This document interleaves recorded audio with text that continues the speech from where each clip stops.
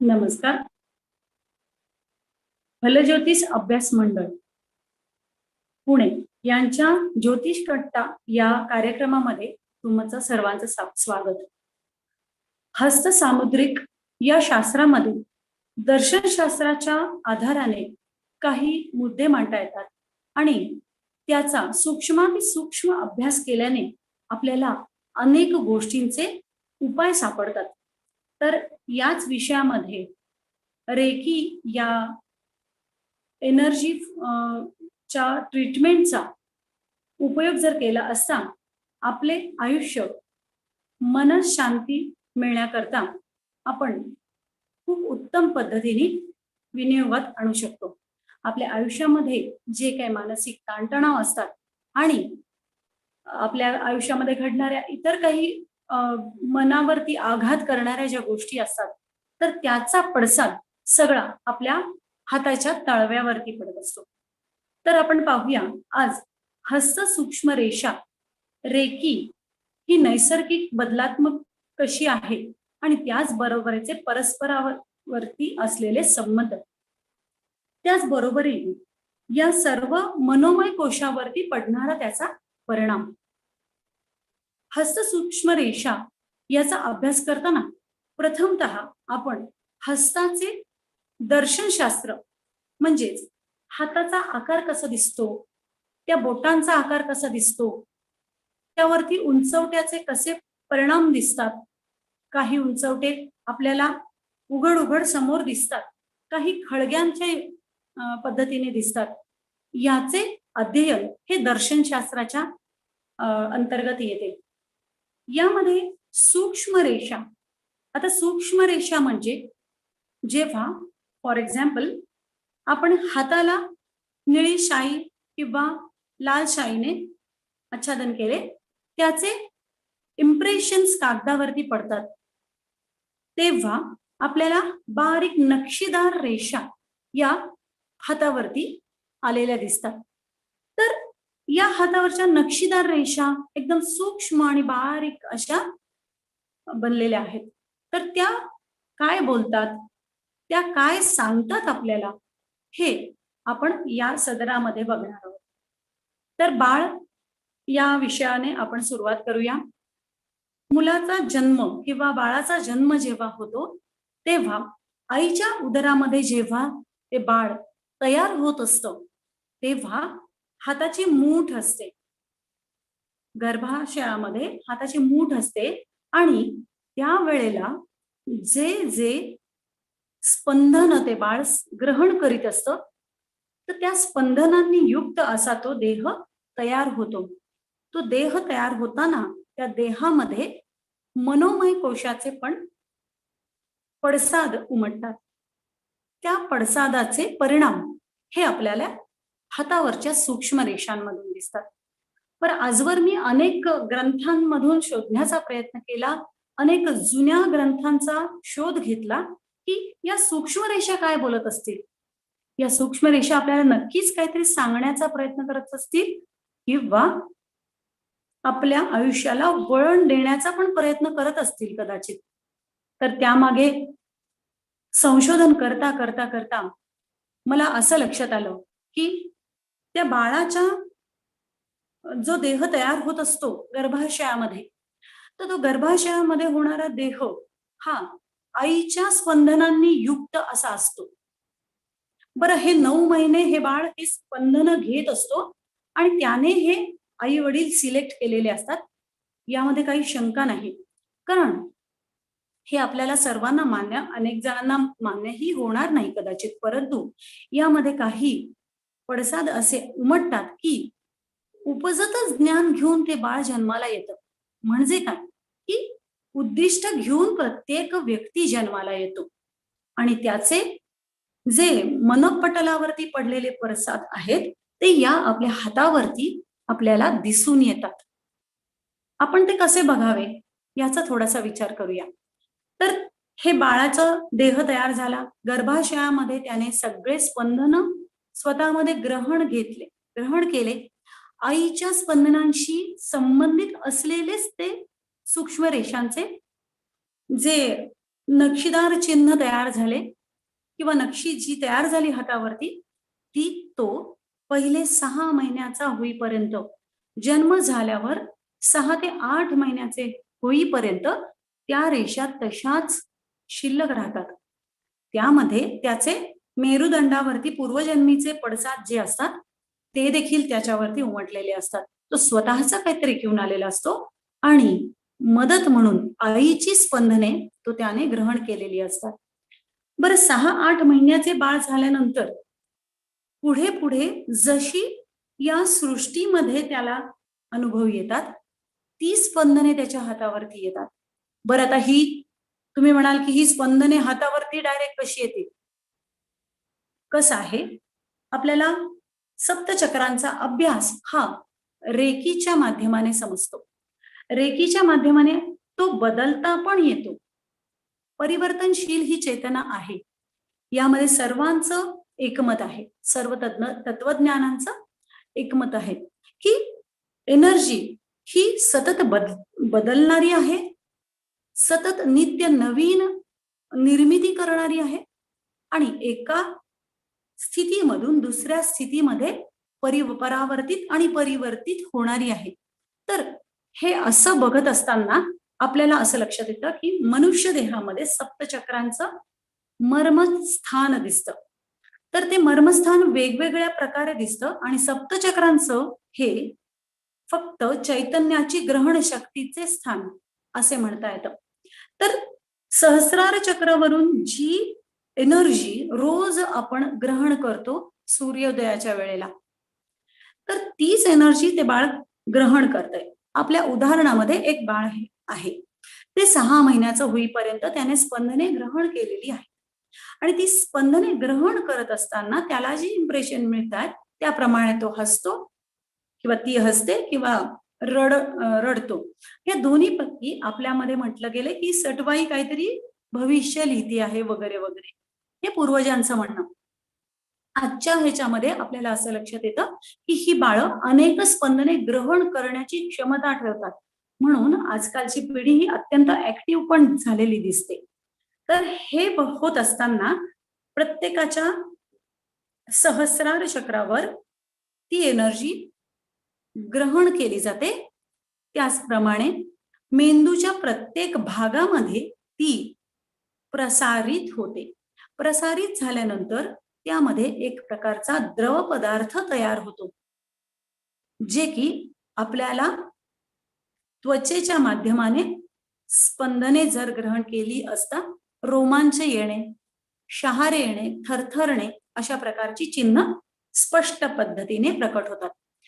तर ते फ्लुइड जे ब्रेन फ्लुइड असं म्हटलं गेलंय, ब्रेन सँड आणि ब्रेन फ्लुइड असे काही ग्रंथांमध्ये त्यांनी चर्चा केलेली आहे. परंतु हे कुठे आहे? तर ब्रेन सँड म्हणजे कवटीच्या भागामध्ये असलेलं कॅल्शियम ही ब्रेन सँड असं म्हणता येईल. आणि जलतत्व जे आपला देह जो पंचमहाभूतांनी बनलेला आहे त्यामधील जी फ्लुइडिटी म्हणजे आपल्या स्त्राव जे येतात, फॉर एक्झाम्पल जर प्राण्यांच्या बाबतीत म्हटलं तर हत्तीच्या इकडे स्त्राव जे येतात तो म्हणजे पूर्ण त्याचा मोडुला ऑब्लॉंगाटा आणि पूर्ण मेंदू यातून स्त्राव जो येतो तो बाहेर दिसतो. परंतु हे स्त्राव मानवी देहामध्ये मेंदूच्या अंतर्स्त्राव ग्रंथींमधून सर्व शरीरामध्ये त्या चेतना पोहोचवतात. तर मेंदूमध्ये ज्या अंतस्राव ग्रंथी आहेत त्यांना नलिका देखील नाहीयेत, त्या नलिका विरहित आहेत. तर त्या नलिका विरहित अशा ग्रंथी ते स्त्राव ग्रहण करतात आणि संपूर्ण शरीरामध्ये पोहोचवतात. आता ह्या पोहोचवत असताना आपल्या हाताच्या तळव्यांवरती काही प्रकारच्या सूक्ष्माकृती तयार होतात. तर त्या सूक्ष्माकृती ह्या काही ना काही मनोमय कोशांमधून त्या बाहेर येत असतात आणि त्याप्रमाणे त्या जीवाचे त्या जातकाचे वर्तन घडत असते. तर आता आपण बघूया की सूक्ष्म रेषांच्या आकृती कशा असतात. तर या प्रकारे हाताच्या बोटाच्या पहिल्या पेरावर या सूक्ष्म रेषांच्या आकृती मी काढून काढून त्या समोर आपल्या ठेवलेल्या आहेत. या 3 प्रकारच्या सामान्यतः ढोबळमानाने केलेल्या आहेत. यापेक्षा वेगळ्याही जर समजा आकृती दिसल्या, तर त्या व्यक्तीमध्ये काही नाविन्यपूर्ण घटक असतात. तर शंखाकृती ज्या आहेत त्या विशिष्ट प्रकारच्या अशा शंखाच्या आकाराच्या दर्शवल्या जातात. तर त्यामध्ये असं लक्षात येतं की डावीकडून उजवीकडे असं त्याचा स्रोत आलेला दिसतो. म्हणजेच आपल्या उजव्या मेंदूच्या भागातून त्या डावीकडून उजवीकडे वाहणाऱ्या रेषा अंतस्राव ग्रंथींनी त्याची डिरेक्शन पण ठरवलेली आहे. पहा, परमेश्वराची कृपा इतकी अगाध आहे की वेगवेगळ्या पद्धतीने त्या आपल्याला नियमबद्धच दिसतात. कुठलीही गोष्ट आपल्या समोर ही नियमबद्धच आलेली दिसते. दुसऱ्या प्रकारच्या आकृतीमध्ये ही चक्र अशा चक्राकार गतीने आलेली आकृती, म्हणजे आपल्या सुषुम्ना नाडीतून अंतस्राव ग्रंथीतून जे स्राव द्रवत असतात आणि ते स्राव सगळ्या शरीरापर्यंत पोहोचत असतात, तर त्या ग्रंथी या एकाच पद्धतीने समान मुद्रेमध्ये आपल्याला ती चेतना पोहोचवतात. तर या वेळेला समान पद्धतीने चेतना जी शरीराला पोहोचलेली आहे, तर चक्राकृती आपल्याला दिसते, जे की आपल्या हिंदू धर्म संस्कृतीमध्ये चक्राचा शुभ चिन्ह म्हणून पण सांगितलं गेलेलं आहे. तर निश्चितच हातावरती जर चक्र असेल तर ते शुभ चिन्हच असतं. शंख याविषयी मी मगाशी जे सांगितलं डावीकडून उजवीकडे, तर उजवीकडून डावीकडे जाणारी सुद्धा एक शंखाकृती ची सूक्ष्माकृती असते. तर यामध्ये काय होतं की शुभचिन्हच असतात. सर्व चिन्ह ही शुभचिन्हच आपण मान्य करतो. तर त्यामध्ये फक्त कष्ट दर्शवले जातात की थोड्याशा कष्टाने जर एखादी गोष्ट निर्मित केली तरच मग ती गोष्ट त्याला उपभोग्य अशी ठरते. आता पुढच्या आकृतीकडे शुक्ती अशी आकृती आहे की ती पर्वताप्रमाणे आहे. तर ती पर्वताच्या प्रमाणे असल्यामुळे ती इडापिंगला नाडी जी आपली आहे शरीरामध्ये, तर या दोन्हीच्या समसमांतर रेषांमधून मिळालेले जे अंतस्राव ग्रंथींमधून जे द्रव पदार्थाने तयार झालेली जी स्पंदनं आहेत, ती स्पंदनं शुक्ती चिन्ह तयार करतात. तर ह्या झाल्या बोटांवरील सर्वप्रथम दिसणाऱ्या आकृती. यापुढे आपण हाताची बोट जिथे सुरू होतात त्यामधील वेगळ्या प्रकारच्या सूक्ष्म रेषा पाहणार आहोत. तर आपल्या समोर आता दुसरी आकृती आहे. यामध्ये मी लिहिलंय गुरु कंकण, शनी कंकण आणि शुक्र कंकण. तर आता कंकणाकृती या सूक्ष्म रेषा अनेक वेळेला शनी कंकण या शनीच्या बोटाच्या म्हणजे मध्यमेच्या मुळाशी आलेल्या दिसतात. तिथे बारीक बारीक सूक्ष्म रेषांचं कंकण आहे जणू काही, म्हणजे रिंग जशी असावी त्या पद्धतीने दिसतात त्या. तर ह्याचा म्हणजे की कर्मयोगाने मिळालेलं यश हे आपल्याला लक्षात येतं. गुरु कंकण हे गुरुच्या बोटावर म्हणजे इंडेक्स फिंगर या बोटाने तयार झालेलं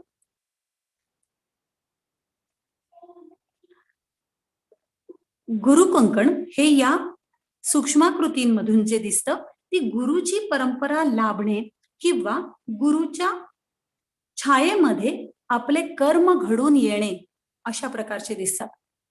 आता शुक्र कंकण, तर शुक्र जी कंकणाकृती आहे ती एकापेक्षा 4 वेगळ्या पद्धतीच्या स्किल्स पण दर्शवतात. तर शुक्र कंकणामध्ये ही व्यक्ती रजोगुणी असण्याची जास्त शक्यता आहे. तर रजोगुणामधून ज्याही कर्म केले जातील तर ती कर्म ही प्रत्येक वेळेला थोडीफार त्याचा विनियोग करणारी, ताबडतोब विनियोग करून घेणारी अशा प्रकारचे दिसतात. तर शुक्र कंकण देखील हे शुभ कंकण म्हणून मानले जाते. यामध्ये सृजनात्मक शक्तीचा चांगला उपयोग असतो किंवा स्वतःच्या आयुष्याला उत्तम नियमबद्धता करून त्या त्या वेळेला त्या त्या गोष्टींचा उपभोग करून घेणे हे सगळे दिसते. तर आता आपण का एक दोन प्रकारच्या म्हणजे एकाच व्यक्तीच्या दोन्ही हाताचे सूक्ष्म रेषा, संपूर्ण हाताच्या सूक्ष्म रेषा ह्या आपण पाहणार आहोत. यामध्ये मी काही त्याच्यातल्या गुरु कंकण, शनी कंकण या एकत्रितपणे असलेल्या व्यक्तीची ती आकृती शोधलेली आहे. तर त्यामध्ये आपल्याला जेव्हा लाल किंवा निळ्या रंगाची किंवा काळ्या रंगाची शाई जेव्हा आपण हाताला लावतो आणि ती इम्प्रेशन देतो त्याच्या कागदावरती, तर ते या प्रकारे दिसतं. तर हे दिसल्यावरती इथे गुरु कंकण सांगितलं आहे, शनी कंकण सांगितलं, ती गोलाकार रेषा इथे आपल्याला दिसत आहेत. तर ही व्यक्ती शनी आणि रवी यांच्या दोन्हीच्या कर्माने युक्त अशा प्रकारची दिसते. तर त्यामध्ये ही कलाकार व्यक्ती आहे असं पण दिसतं. तर आता कसं आहे की उपजत कला असणे याचं सूक्ष्म लक्षण म्हणजे सूक्ष्म रेषांमधून आलेली शुभ चिन्हे. तर ही कंकण रेषा ही चौथ्या प्रकारची रेषा अशी लक्षात येते की सूक्ष्म रेषांमध्ये ढोबळमानाने आपण 4 प्रकारच्या रेषा आहेत असं लक्षात येतं. तर आता दुसरा हात पण आपण ह्याच्यामध्ये बघूया.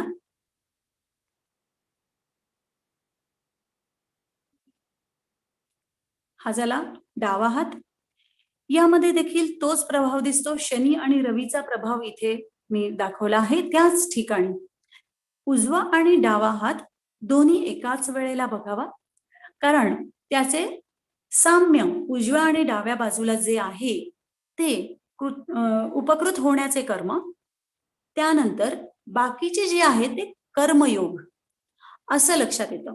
तर म्हणून एकाच व्यक्तीचे आपण दोनही हात परीक्षण करतो, त्याचे दर्शनशास्त्राप्रमाणे अभ्यास करतो आणि त्याचा आपण जो सारांश काढतो तो या सूक्ष्म रेषांच्या अंतर्गत. जरी ही सर्व ठळक रेषा ज्या दिसतात त्या तात्पुरते आरोग्य दर्शवतात, म्हणजे वर्तमान काळातील त्यांचे आरोग्य, मग आयुष्य रेषा असो, हृदय रेषा असो, मस्तक रेषा असो, त्यामध्ये वर्तमान काळात घडलेल्या ज्या घटना असतात त्या दर्शवतात. तर या दर्शनशास्त्राप्रमाणे, हस्तरेषांच्या दर्शनशास्त्राप्रमाणे आपल्याला सूक्ष्म रेषांचा एक छोटीशी माहिती मी तुम्हाला दिली. तर यापुढे आपला दुसरा विषय जो याला जोडणारा आहे, जो आपल्या मनोमय कोशातील संबंधांशी, आपल्या मनोमय आकृतीशी, म्हणजेच आपल्या ऑरामध्ये असलेल्या मनोमय आकृतीशी आणि शरीरात असलेल्या मनोमय कोशाशी संबंधात आहे. तर रेकी या विषयावरती आपण आता बोलूया की रेकी ही एक नैसर्गिक बदल घडवून आणणारी एक आपण म्हणूया उपचार पद्धती आहे. नैसर्गिक उपचार पद्धती ही प्रत्येक वेळेला काही स्पर्शाने करावी लागतेच असं नाही, तर काही गोष्टी ऍब्सेंट हिलिंग अशा प्रकारे सांगितल्या आहेत. म्हणून रेकी एका स्थानावरून दुसऱ्या स्थानावरती पोहोचू शकते.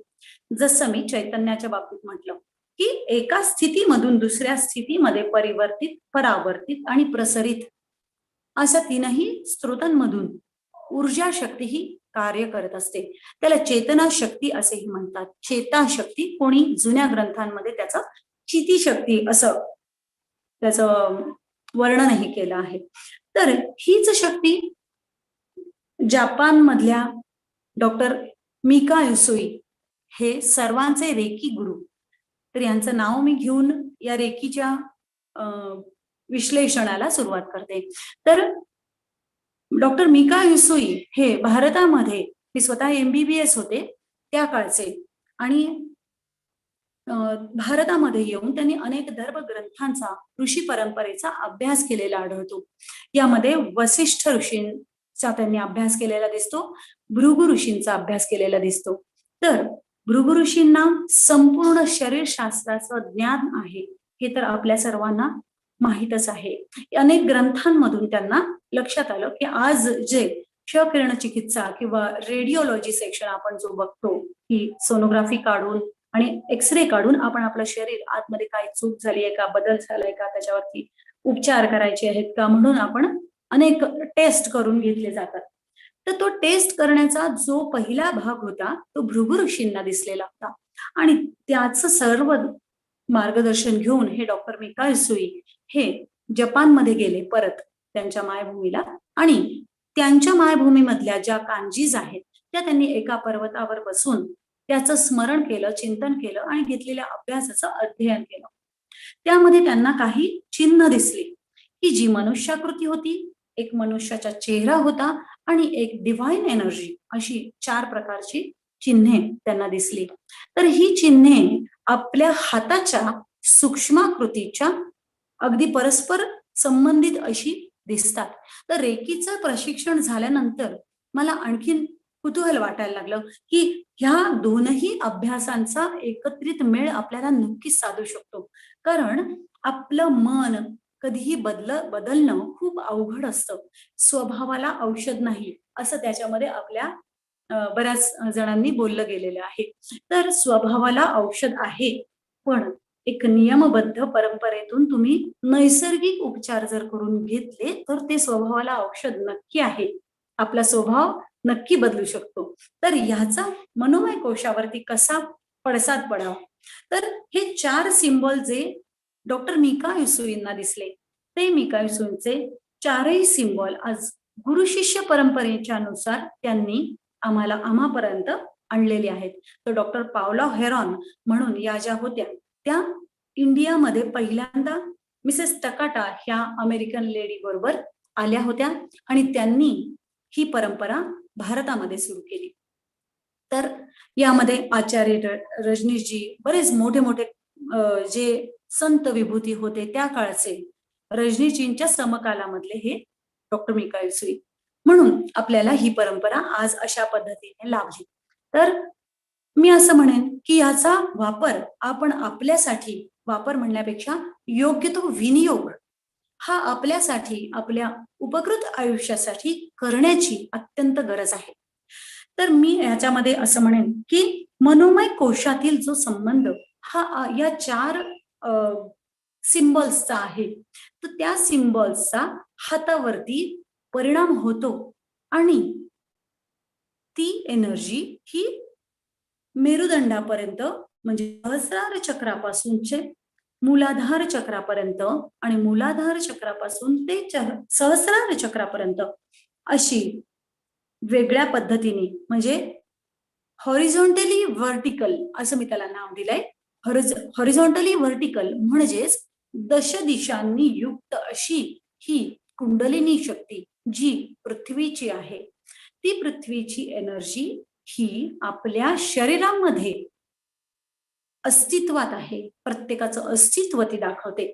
तर ही अस्तित्व दाखवणारी जी ऊर्जा आहे ती मनोमय कोशावर प्रचंड मोठ्या प्रमाणात प्रभाव पाडते.